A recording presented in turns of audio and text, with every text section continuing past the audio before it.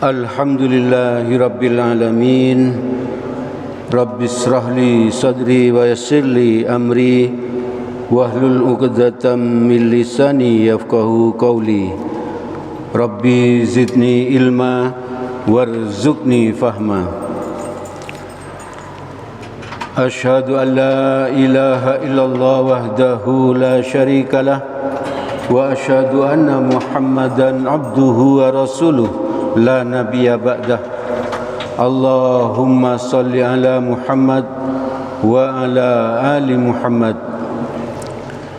Jamaah salat maghrib Masjid Nurul Huda yang dirahmati oleh Allah, mari kita senantiasa terus bersyukur kepada Allah karena Allah telah memberikan nikmat-Nya yang sangat banyak kepada kita.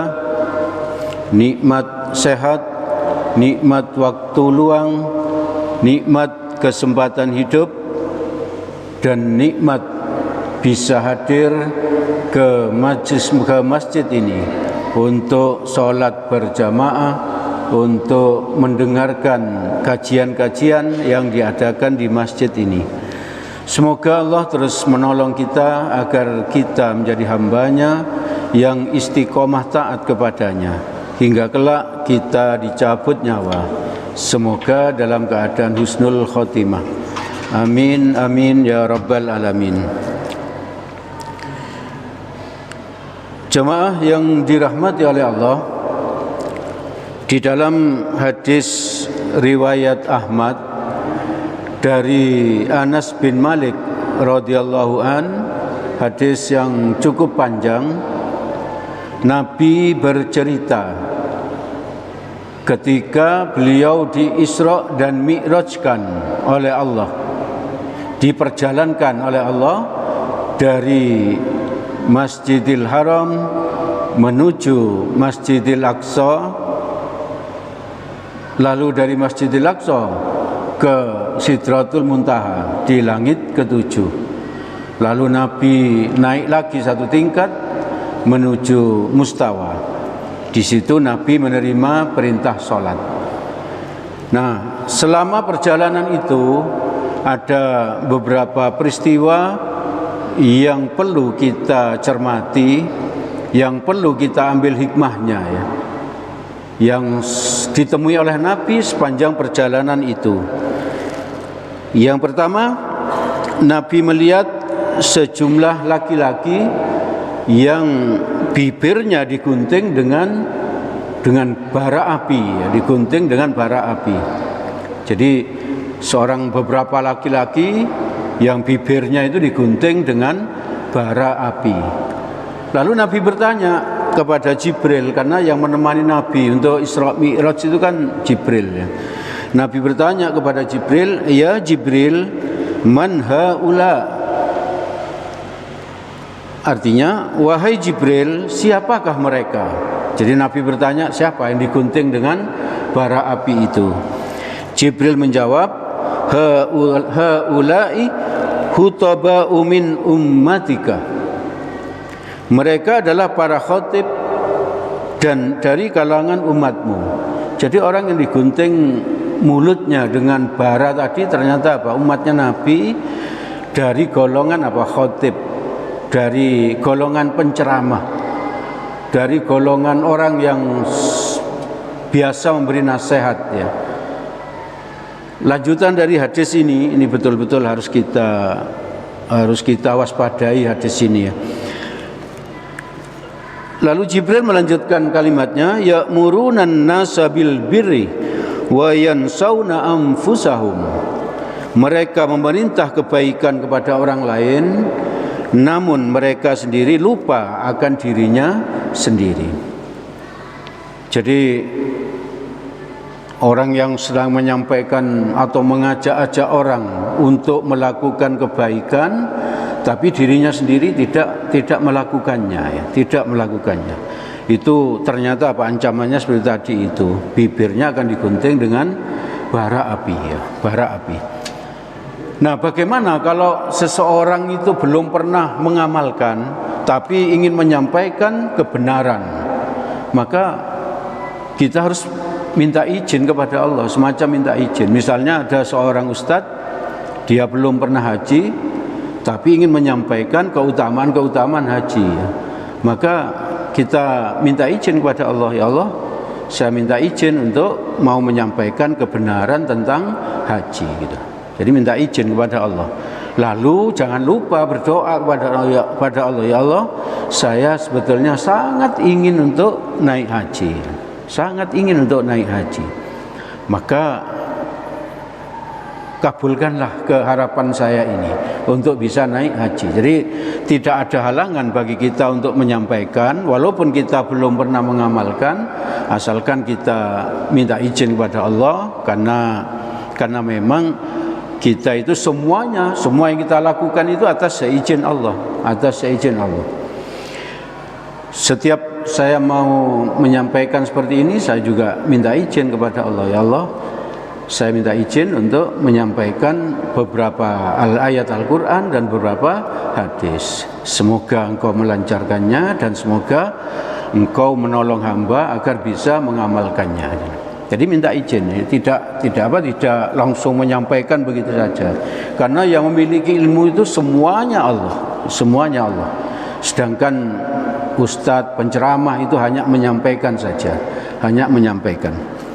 Lalu yang kedua, peristiwa yang kedua, ketika Nabi Isra Mi'raj itu, Nabi melihat seseorang yang menghancurkan kepalanya sendiri. Jadi kepalanya itu dipukul sampai hancur, lalu kepala tadi utuh lagi, dipukul lagi, hancur lagi, lalu utuh lagi, dipukul lagi, hancur lagi, berulang-ulang seperti itu. Nabi penasaran dengan hal-hal seperti itu. Nabi bertanya kepada Jibril. Lalu Jibril menjawab, siapa orang yang menghancurkan kepalanya sendiri itu adalah ternyata orang yang suka menunda-nunda sholatnya. Jadi sudah dengar azan itu dia masih nonton TV misalnya. Sudah dengar azan dia masih makan. Dia diolor terus waktunya sampai waktunya mendekati habis. Padahal di hadis yang lainnya, amalan yang utama adalah orang yang sholat di awal waktu.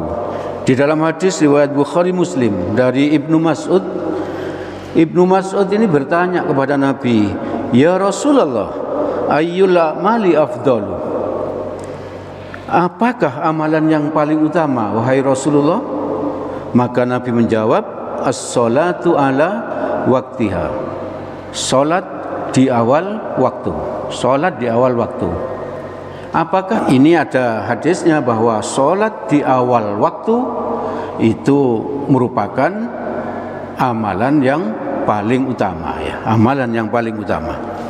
Lalu yang ketiga, peristiwa ketiga yang ingin saya sampaikan pada kesempatan malam ini juga yang terakhir, bahwa Nabi itu melihat orang makan kayu berduri serta batu panas, ya. Jadi orang makan kayu berduri dan batu panas. Nabi bertanya lagi kepada Jibril, ya, wahai Jibril, siapa orang-orang itu? Kenapa kok mereka makan kayu berduri dan batu panas? Ternyata orang itu adalah orang yang medit, ya.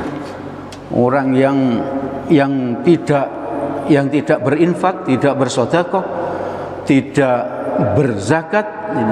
berzakat apabila sudah mencapai nisab. Untuk nisab ini bisa dikonsultasikan dengan para ustadz, ya. Kalau emas itu kita punya 85 gram, lalu kalau perak itu sebesar 595 gram. Kalau pertanian itu enggak ada nisabnya. Pokoknya kalau memakai irigasi berarti 5% dari hasil itu harus dikeluarkan. Kalau dia memakai air hujan berarti 10% harus dikeluarkan. Yang ini jarang sekali dilaksanakan oleh para petani. Maka tugasnya para ustadz untuk menyampaikan ini ya. Agar apa? Agar rezeki para petani itu jadi barokah. Jadi barokah. Nah, dan mencapai pemilikan 1 tahun ya, 1 tahun. Bukan berarti membayar zakat mal itu harus di bulan Ramadan ya. Tidak harus. Kalau kita memiliki harta sekarang misalnya, maka setahun kemudian itu harus dibayar zakatnya, harus dibayar zakatnya. Tapi orang Indonesia itu mengumumkan itu dibayar di bulan Ramadan, karena di bulan Ramadan itu pahalanya jadi besar gitu ya.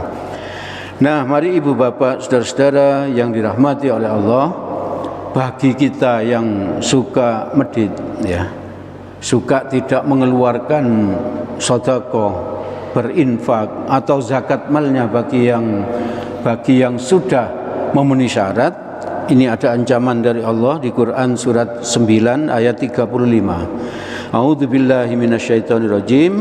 Yauma yuhma 'alaiha fi nari jahannam. Pada hari dipanaskan emas perak itu dalam neraka jahanam.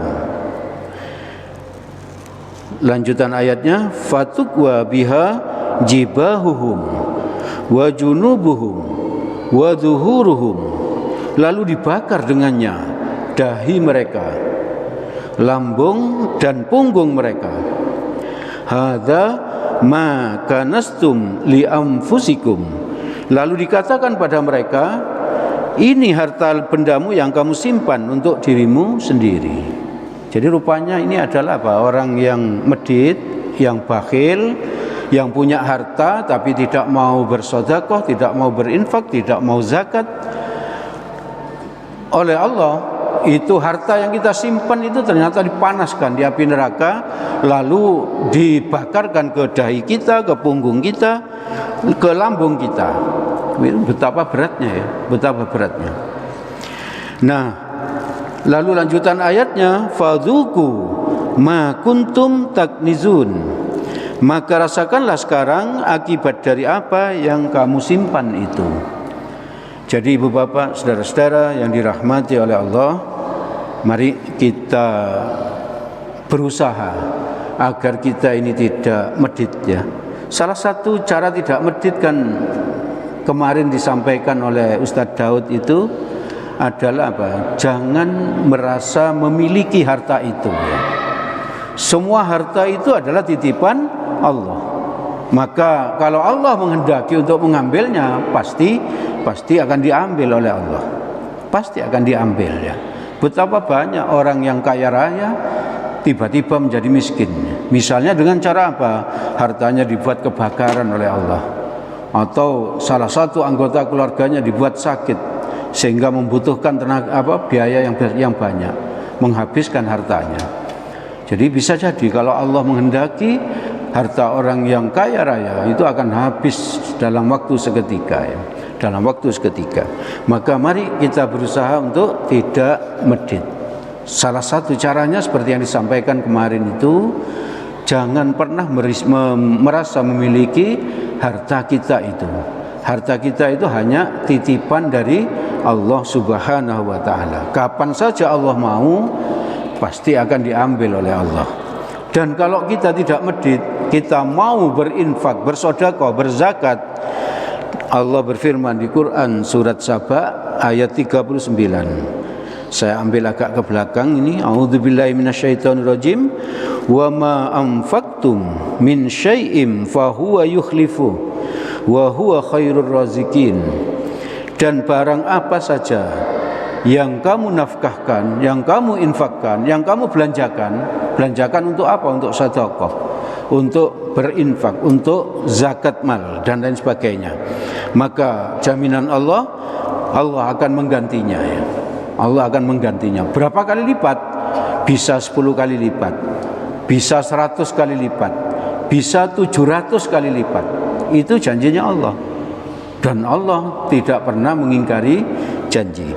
Lalu lanjutan ayat ini, dan dialah, Allah lah pemberi rezeki sebaik-baiknya.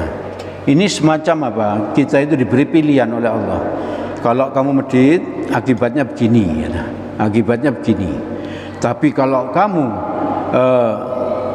dermawan, maka Allah akan mengganti. Allah akan mengganti. Banyak sekali hadis dan Al-Quran yang menjamin orang yang bersedekah, berinfak, berzakat, bahwa hartanya akan diganti oleh Allah. Ibu bapak, saudara-saudara yang dirahmati oleh Allah, itu yang bisa saya sampaikan pada kesempatan malam ini. Sebetulnya masih cukup banyak peristiwa-peristiwa yang dilihat oleh Nabi ketika Nabi diperjalankan oleh Allah, ketika Nabi Isra Mi'raj. Insyaallah di kesempatan yang akan datang ini bisa kita lanjutkan. Yang hari ini kita sampaikan adalah bahwa Nabi melihat seorang laki-laki yang bibirnya digunting dengan bara api. Itu adalah orang yang suka memberi nasihat, tapi dirinya sendiri tidak pernah mengamalkannya. Lalu yang kedua, Nabi melihat segolongan manusia yang menghancurkan kepalanya sendiri. Lalu kepala itu utuh lagi, lalu dihancurkan lagi. Lalu utuh lagi, hancur lagi. Itu adalah orang yang suka menunda-nunda waktu sholat, ya, waktu sholat.